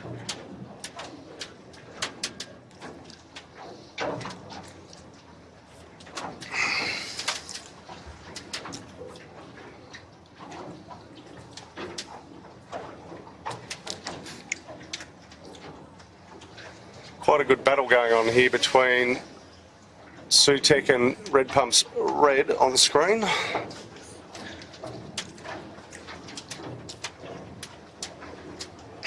Looks like Nozomi's still sort of staying in. I know they were around him down at the leeward mark. It looks like they've lost maybe a little bit on this upwind here, maybe gone a little too far to the left. But still great to see them in it. Quite a flat profile on their sails on that boat. We picked that up last year during the Nationals, and it's quite a flat cut main, so it doesn't help to get through a bit of the chop as well. Yeah, I wonder if that's personal preference, if that's just the way they like their rig to be set up to sail, but just watching them move through the water here, they've got a little bit of a leeward heel on their boat, and perhaps they're not getting the full performance out of the boat that they could, but certainly in a day like today with this swell and this chop and a little bit of light wind, having a little bit deeper sail and a little bit more twist at times might be able to help with their boat speed. Now Outback Marine having a better race today. See Nozomi's set here. They've got a little bit of a weather set in light wind. Hopefully they're not going to get an hourglass here. Certainly a little bit of a challenge getting the spinnaker up. See if they're able to unwrap it here in a moment.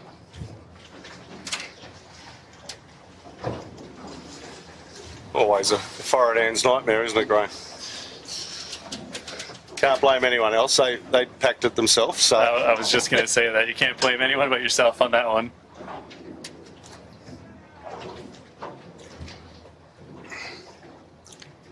that is one hell of a, what we call a wine glass here in Australia. So you call it an hourglass. So we reserve the hourglass for the women. The hourglass figure.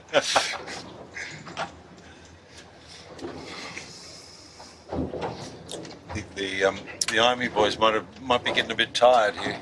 Yeah, we've got MCC who's just gone for a jibe set. I think that's the first one we've seen this year. So they really seem to be favoring that sort of right-hand side upwind, left-hand side downwind, which is quite interesting because the rest of the fleet have really sort of, committed themselves to the left-hand side of the course, both up and down. So we'll see what sort of gains that they have there potentially. Well, we see the XCC 13 almost roll into windward there. Got Fluid that also just rolled into a jibe set there, just barely crossing Fireball. So we'll see how a few of those boats make out here at the end of the run.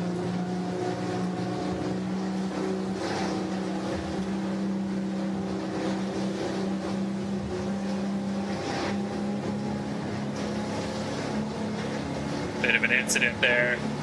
We just saw between, I think, Altus and Fluid.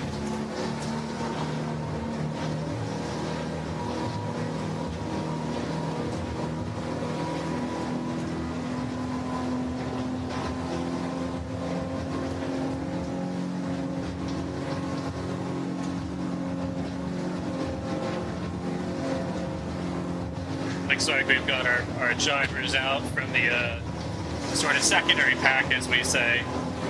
You know, Sutek is clearly the leader out of that pack. They're sort of jibed in a good position there, good controlling position to sail their way down to the gate.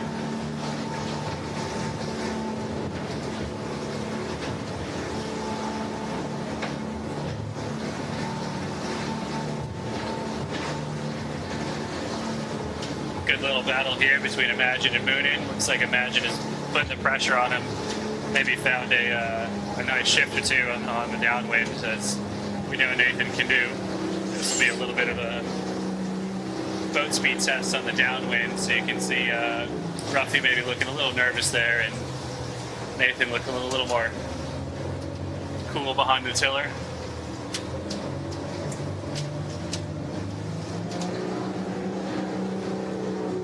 Looks like Moonin's been able to squirt out there through that chop that they just got, and maybe just eke forward and get into a slightly more comfortable position. So better for them than where they were just a minute ago.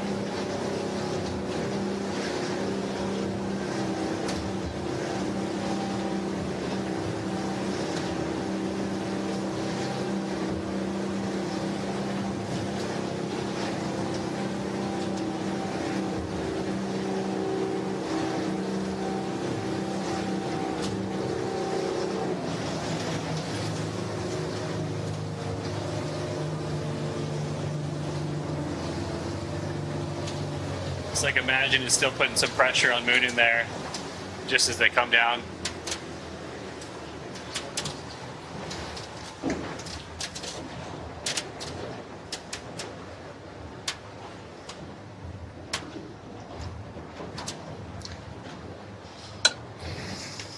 Red Pump still has a nice, comfortable lead here.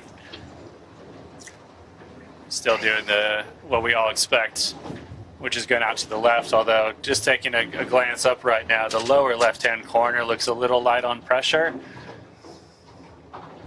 And there's maybe a little bit of pressure towards the middle and maybe a little bit of the bottom right that, you know, it'll be interesting to see if anyone takes this left-hand gate. It looks a little unfavored, but looks like Nathan's actually going to give it a go here and chase down that pressure. So good job keeping the eyes out. I saw him as we were following him there, that Nathan was definitely looking upwind and trying to evaluate which way he wanted to go, and so it'll be interesting. This is a pretty even split, maybe a half boat length in it to Moonin, but they're essentially rounding at the same time, so this is a really interesting call here, and we'll see in a couple minutes what happens when they come back together.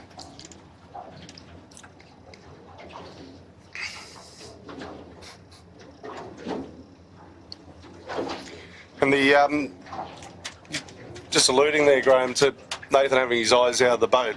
What's he looking at? He's looking at other boats around. Is he looking at what he can see on the water? It's a combination of all. Yeah, you're going to use everything. I mean, the boats on the water always tell you the angle and the breeze, the pressure that they have when they're sailing. But you've also got to look at what you can see yourself. And I would kind of agree with Nathan's call here. It does seem like there's a little bit more pressure bottom right. We did see Harkin, the leading 13, head out that way as well, and they've certainly extended their lead over Ebix quite a lot. So it'll be interesting to see how this nets out for Nathan. Just having another quick glance, they seem to have okay angle on the right. They're probably just looking for a nice shift to come back on. Yeah. There's the Botany access. Botany Scaffold 13. Yeah, Botany Scaffold 13 in 4th place. Heading out that way as well. Usually not a bad call to follow a gold medalist around a course.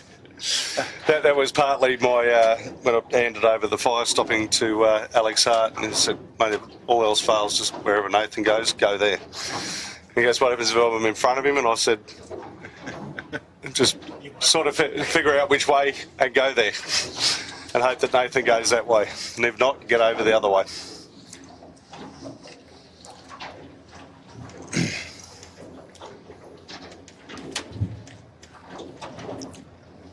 Is Buck and Simple a new sponsor?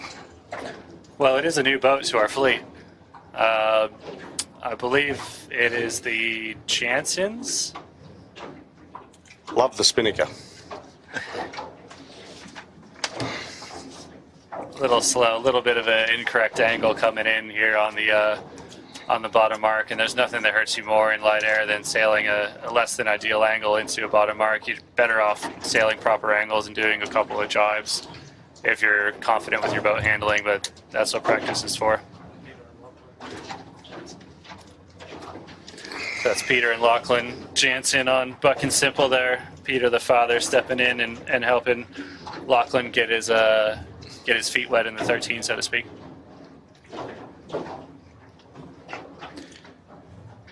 And Nozomi around next with MCC, and then close one between Outback Marine and Fluid. I'd say MCC actually made out quite well on that downwind. They were the first boat to jibe, and now they've come around. I think they've actually passed one or two boats, and they're certainly much closer to Nozomi around this mark than they were on the last one. I'm a bit surprised they didn't continue the trend and take the other gate, given how much they gained. That's usually a good indicator, right? Keep going that way if you've gained. Yeah, and if you're caught up in a bit of a ding-dong battle coming down, you don't have a chance to do what Nathan got to do. At least you've got that fallback that you know it worked last time. It's a bit like Canai Point over there. We've renamed that Ed Head because in the nor'easter he's the only one that goes there, and it works probably once every 4 or 5 years in a nor'east course. And that many times? When it works, when it finally does work, doesn't he let you know about it? Don't worry about the 400 other times it never worked. You can see here in this light wind that we've got going around the leeward gate here that it's quite slow going around the mark. Fire stopping here really late on the takedown. Don't know if they had a mark room issue there with IMEI or not, but certainly not an ideal position to be in doing a circle with your spinnaker still up. Don't know if any protests were hailed there, but what I was just getting at is, one of the biggest things that we started practicing and really paying attention to in our training was your approach and your exits to and from your marks. They're often overlooked because you're just spending so much time focusing on your approach to the mark, you forget about making sure you're getting to the mark quickly, and then you're also exiting the mark quickly. And you can gain boat lengths in some cases by making sure that you're just getting to and from that sort of transition zone as quick as you can. And fire stopping with that little manoeuvre error cost them 5 spots. Yeah, I still don't know whether that was a mark room situation they had with IMEI. I wasn't really paying enough attention to see if there was a rules issue there, so we'll have to see if any sort of protest is raised afterwards. A little bit of I would say maybe a bad move on IMEI in that case. As we know, IMEI, this is not their usual boat that they're sailing. Their boat's off getting repaired right now, and we as a group have decided that we're not going to give them their sort of points that they are for being out here. We're treating them as a visitor essentially, because you're not allowed to swap hulls during the season. They're still eligible for their prize money, but maybe not the best move considering that they're being treated as a visitor today.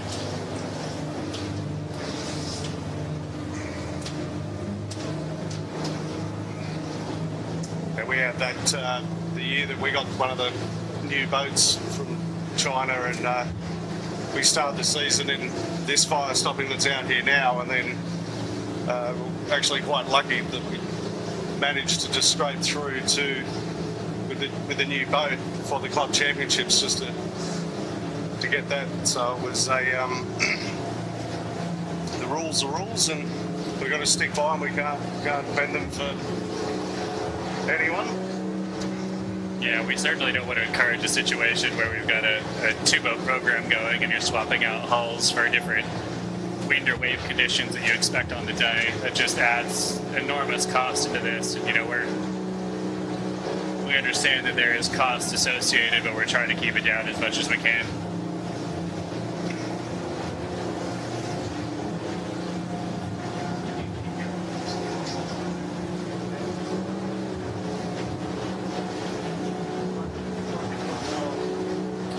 So we've got Imagine here, who's taking that little trip out to the right, as we saw that split at the gate. So they're trying to work their way up to the top left. We still think that the breeze has been in the top left, as it kind of has been. So they're probably trying to get their way over here, because we're going to have a cross, coming up here soon with red pumps and moon in. So this will be the true test to see which side gains. As long as Imagine Signage has their boat speed in hand, which I'm sure they do, they could be in a good position here to pick up some distance, and maybe a place or two. Here's our current race leaders, red pumps.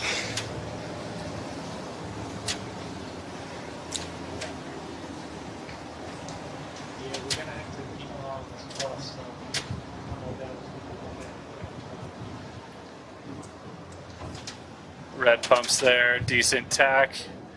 You can certainly see their angle is a bit adjustable. There they go, just getting into the left pressure that they tacked for.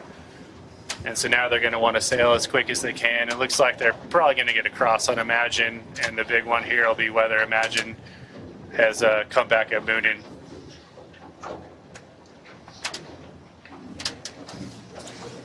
Is this the last time to the top? Sort of. You get a bit confused some days out here. Yep. Just getting confirmation off Chits that. Yeah, that's what I was going to say. That Chits thinks it is. So we'll run off Chits. It's always easy. It's like the days of the old inside course. What was it? 11 laps or something? We had this ridiculous course, Graham. It was like the Scaredy Pants course. The top mark was here down to Fairlight Beach, like we're just off Cannoy Point here. And it was like 8 or 11 times or something, and you're trying to remember where you're at and how many. Some of the boats would actually put little rocks in their spinnaker bag and chuck one out each time. Just made life easier. Some nice counting beans, huh? We just had however many bits of electrical tape on the foredeck, and every time Robbie sacked the chute, a bit of electrical tape went missing. We see in the background there that Imagine Signage is tacked off, so yeah, we can see Moonin here. They're actually in quite light pressure. We know the last couple of times up here, the top left has been sort of where it's at. I'm not sure if that's the case now. I think conditions may have changed a little bit, and they've put themselves out here at risk of maybe losing a bit to Imagine, who seems to have a little bit better pressure down below them. Although we are seeing Moonin sort of sail into a little bit of pressure there and start to react as the pressure and the lift winds in. I think the combined crew weight on Moonin is a bit less than what's on board Imagine Signage. I don't know. They got one of the Beechel boys up on front. Oh, sorry. No, on Imagine you got Sean Connor, but yeah, Brett's only 80 kilos or something, isn't he, Tomo? If you talk to him, he is. 76, he told Chits. Yeah. I don't think I've ever seen him at 76 kilos. No, I was going to say, I think he might have to dust down around the corner of his corner of his weighing device.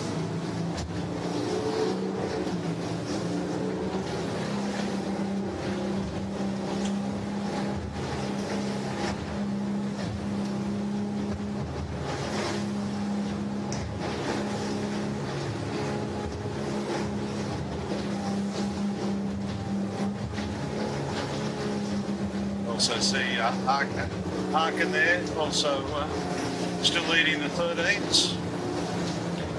Yeah, nice big sort of long distance coverage they've got on Ebix there as they come up to the probably their last winter lure of their race. It's still important to be, even if you've got a comfortable lead, just to be in the same sort of breeze and area of the race course that second place is, because, you know, especially on late days like this, things can change pretty quickly on one side of a course to another.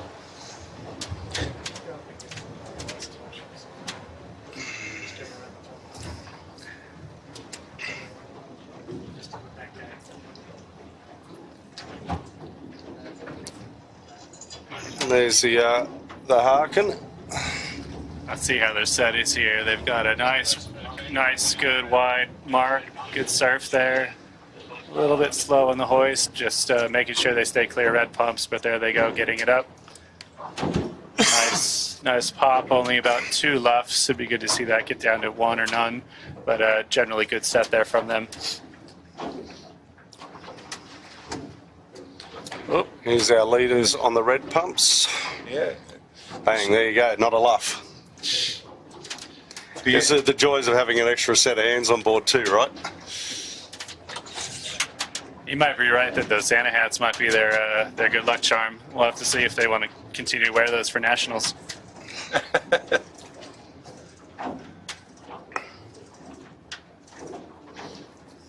Looks like the Imagine's managed to climb it up, come back on Moonin. Imagine signage around next with Moonin to follow, and I think what we might do, viewers at home, is we might stay with this race between these two. What would you be doing, Graham, if you're on the Moonin? Obviously pull your jib on for a start to get around the mark.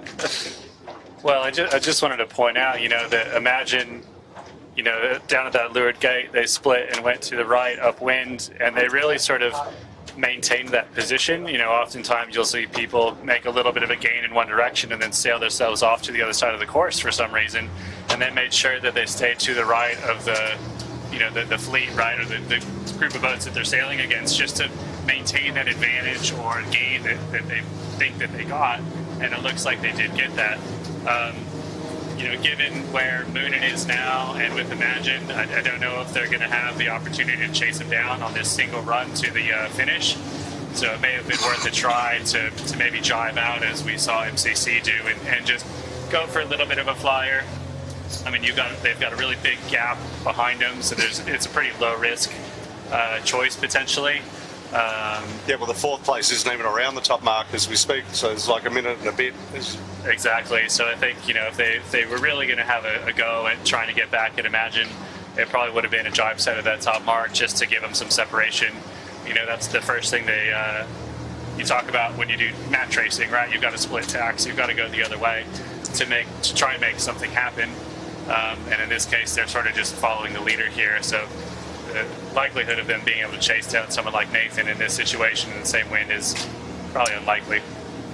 The Sail Media team covered the World Youth Match Racing last week, and I'll tell you what, I'm more confused about sailing after doing the World Match Racing, but that was quite an entertaining style of sailing. I've never sort of seen that. Didn't realise how important the pre-start was and how they try and get as many penalties on them, and then something to do with 2 penalties in the play box or sandpit or whatever they called that area, and then that was you had to complete a tack and a jibe before you crossed the line or you were instantly disqualified, or some rule like that. So yeah, I'm sure the youth kids were pushing pretty hard. I know that they're pretty gung-ho when it comes to that stuff, and I got to be lucky enough to help organize the Nations Cup, which is a World Sailing Sanctioned event, a few years back, actually just before COVID sort of came in. And we had, I don't know, some 20-odd nations from around the world, and it was amazing to see what those level sailors were doing for their sort of world championship in match racing. Very impressive.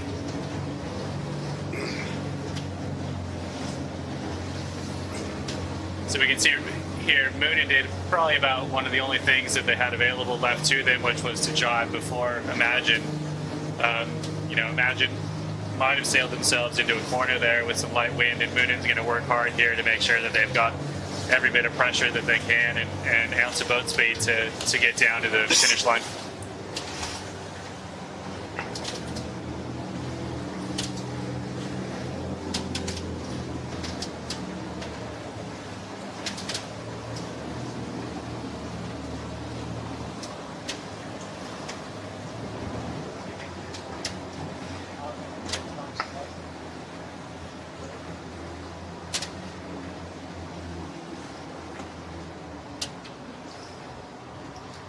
Tell you what, that's Harkin there, top left of screen in the 13s. They have opened up quite a considerable lead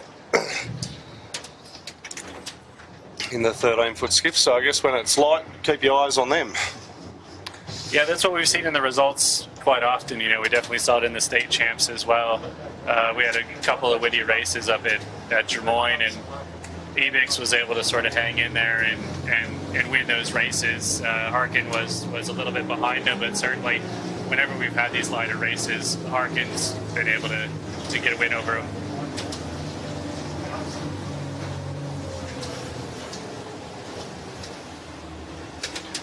And there's your two leaders, 13-foot skiff Harkin and Red Pumps on screen there.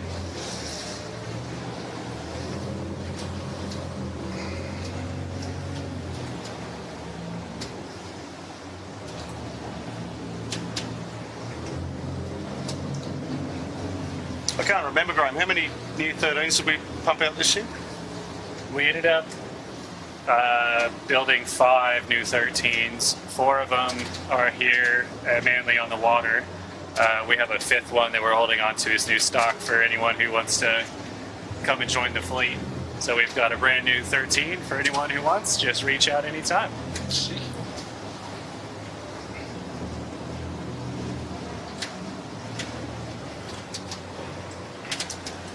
Graham at stgeorgesailingclub.com.au is where you're going to send an email to, right? There you go. That's right. See, I'm not bad. I remember things.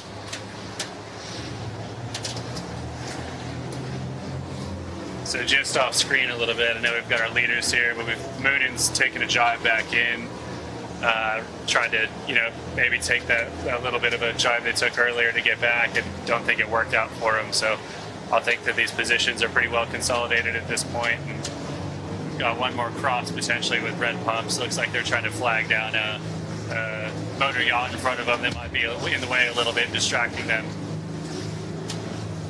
Hopefully these guys don't get in the way and cause any problems with their approach to the finish. Looks like they're going to make a decision to go ahead and jibe twice, probably just to avoid that situation altogether, which is a pretty smart move.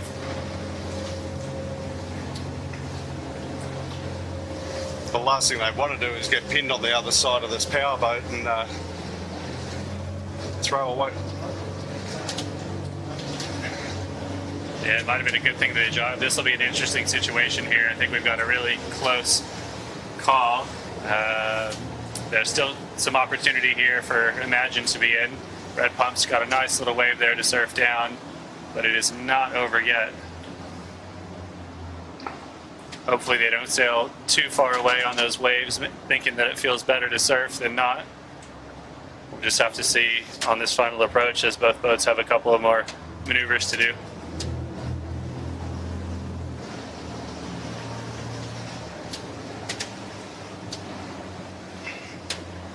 There goes Imagine coming back at him. Looks like they're trying to pin him towards the finish line, which is definitely a match racing move. Coming in on starboard on ley line. Nice and close here, good speed. It's going to be a close call. They got starboard, but it looks like Red Pumps is just jobbing in front of them. And we'll take the win.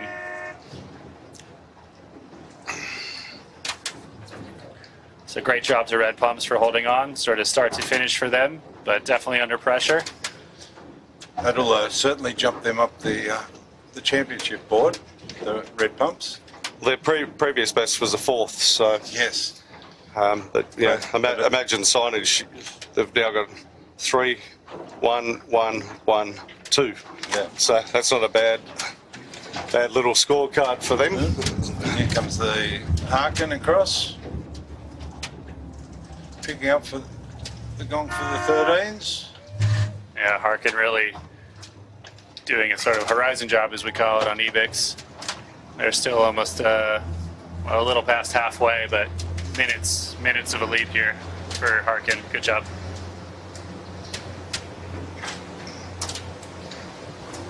Just off screen, Mood and Imagine and Red Pump's heading home. I bet you Ruffy'd like to be where he is in that lineup now. But in the race.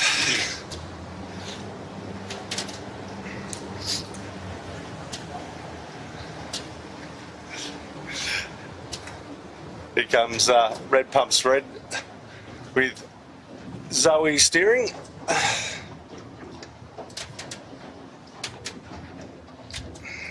Do we know if Zoe's got a team for nationals? Is she skippering a boat? If there's a spare 16 about and she's not skippering one, we should be getting her one. Yeah, I maybe I need to go have a chat with her. I mean, it seems like everyone's saying she's the new hot skipper in the fleet, and it sounds like she's had a go on a couple of boats and usually done well when she's behind the helm on them. Yeah, no, she's an incredible skipper, that's for sure. Next across the line will be the Sutec.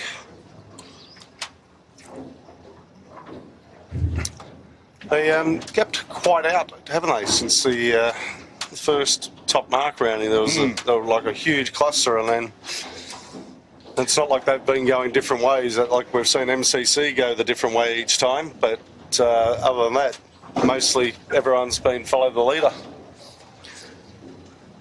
Yeah, there has been a bit of a spread, and that tends to happen in these longer races as boat speed starts to play out, as well as in addition to your tactical decision making. So, you know, we definitely know that those top three up there that were nice and close, we're going to be pushing each other and racing hard.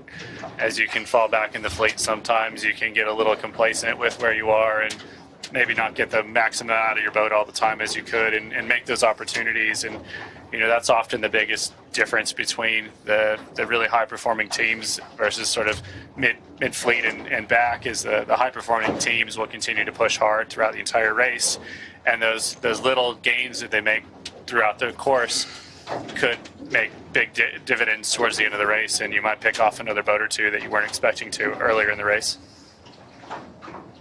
Yeah, we always had the never give up attitude. You know, it was, well, I did, but the other two that I sailed with, they flogged me to death till we crossed the finish line. Outback Marine's held in there. Outback Marine's done brilliantly today. I'm just hearing that Zoe is not on a boat for nationals, so I reckon, Graham, you and I become her manager. We'll set a percentage fee, and we'll out to the highest bidder. Looks like Fluids made a good gain here. I think they were a little behind both Nozomi and Employment here earlier in the race, and they're coming across both of them on the finish line here. Yeah, well, new sails on board the Fluid, and Scott obviously having a good look at them, trying to get them right, and new boat for both Joel and for Banjo to jump into, and here's second place Ebix crossing. A little bit of A kung fu on the bottom mark here between Nozomi, MCC and Employment Hero.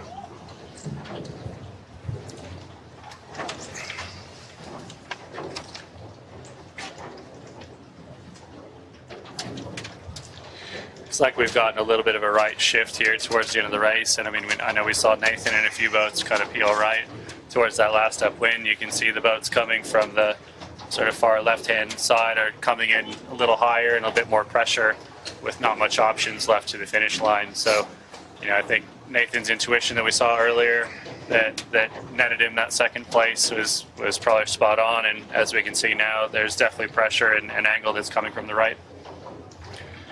That's the best result for Botany Scaffold in third place in the 13s for the club championship. Next across the line will be the Fire Stopping, followed by IME. Not sure what happened to IME either. I mean, they were up in fourth at one point in the race, around a couple of marks, and to finish this far back is a bit surprising. Looks like we've got a broken tiller extension there on Shebang as they just snapped it off. It's always a little bit of the danger when you're running the two tiller extension program in a skiff. You know, wing can come down or you can fall on it, and you're not left with much more than a single tiller at that stage. Yeah, we always used to run a single tiller, and then we always had a spare one taped to a kick-out bar. Like simple things like even the universal joint just breaks for no bloody reason. Like it's always the little things, or in the case of what was it, Noakes and Dave O'Connor, rudder pin. Yeah, like you couldn't write a story about that one. Oh yeah.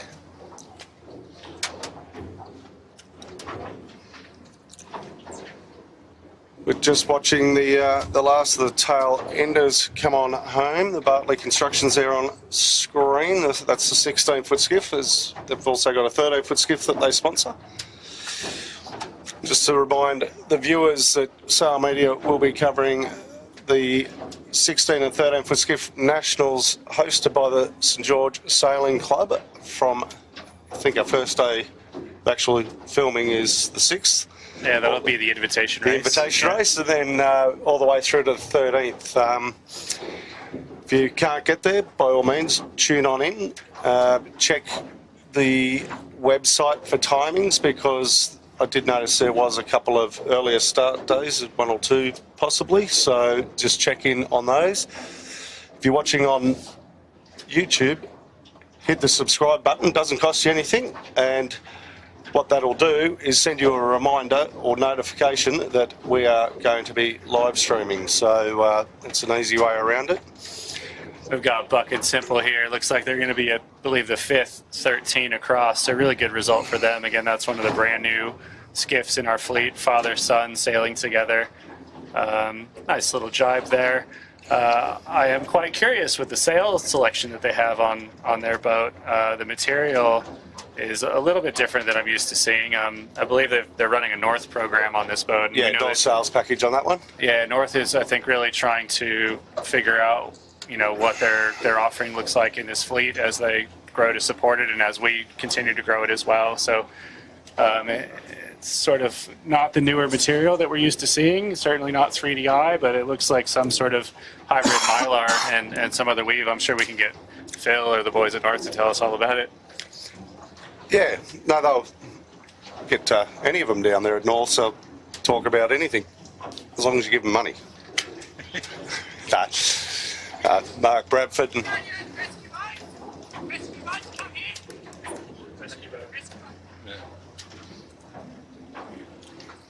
just getting yelled at by one of the Look at that.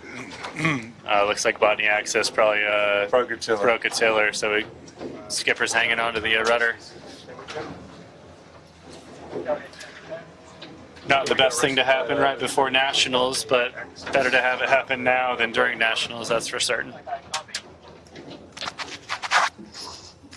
yeah. Yes, nothing like a bit of repair just before the... Just completed my community service, radioing into the start boat.